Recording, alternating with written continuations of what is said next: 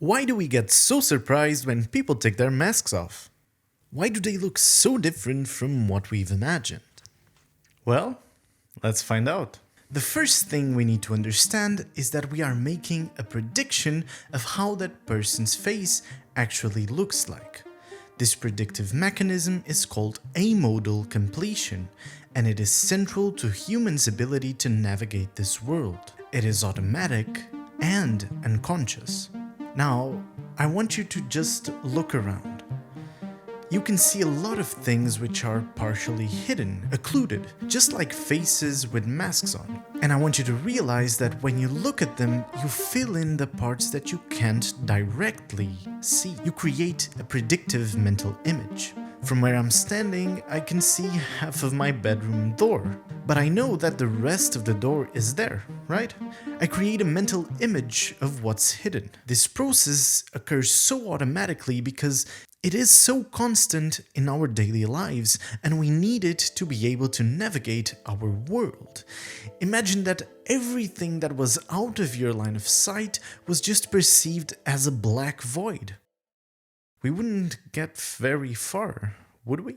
The thing about facial processing is that humans are really good at it. We have specialized brain areas to detect slight differences in faces. We need this to be able to distinguish and recognize the thousands and thousands of people that we see during our lifetimes. This just means that if our prediction of a certain face is not very accurate, that we are able to identify our prediction's flaws expertly. And here's where the really interesting part begins, because now we know that we make a prediction. But what prediction? We know there's a mouth, but which mouth? We know there's a nose, but which nose? Who knows? Can you see where I'm getting at? I'm asking what determines the characteristics of the face that we imagine, that we predict, and why is the face that we imagine often more attractive than the one which is revealed? Don't you even say that this doesn't happen to you, because I know it does. You get disappointed by people's faces when they take their masks off. People look a little bit maybe uglier than what you were expecting. At least that's the experience of most people I ask, than even myself. And studies actually confirm this, but not only for masks.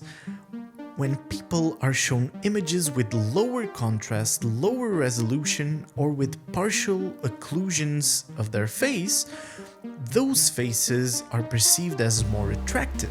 Basically, the less you see of the face, the more attractively it is perceived. Humans do fancy a bit of imagination, don't they? Could it be that we are hiding our imperfections and consequently we are perceived better? Not exactly. The less information an image of a face contains, the more interpretation it allows for. Again, it's a matter of prediction. Okay, so now we know that when people are wearing masks, we make a prediction about what's hidden, and that prediction makes them more attractive. The question that remains is, why do our mental construction of hidden parts of faces makes people more attractive? Besides those characteristics usually associated with beauty, like symmetry, there's another very interesting characteristic that leads people to be considered attractive. And that characteristic is averageness, typicality, commonness. Yeah. People who look more similar to the average of what you're used to are perceived by you as more attractive. But everyone's average is a little different, because we are faced with different sets of faces throughout our lives. This also leads to some weird consequences. For example, people whose parents were older when they were born have a preference for older faces, and people with younger parents find younger faces more attractive. This makes sense because one of the first and more relevant example of faces that you see are in fact your parents.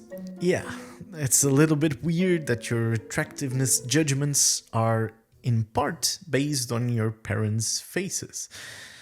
So let's just go back to people with masks. What seems to occur in that situation is that we complete the part of the face that's missing with an average possible face that we generate from our internal storage of faces seen.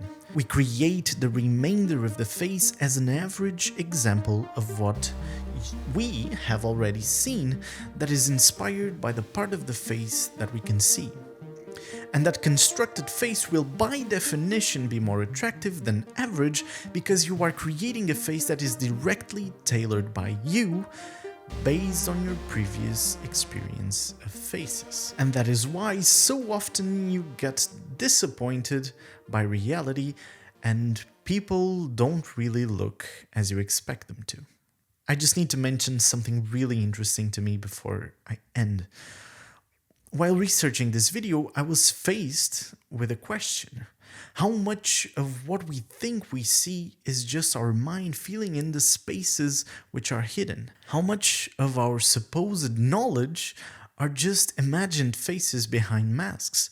Because from what I read, it is very, very hard to distinguish between something that you have actually seen from something that your mind just auto-completed. The sheer speed, automaticity, and the unconscious way in which this auto-completion occurs prevents us from being able to even see it. So the next time you imagine part of a door which is obstructed, the next time that you auto-complete someone's face after you've seen them with a mask, you might just ask yourself, is this real?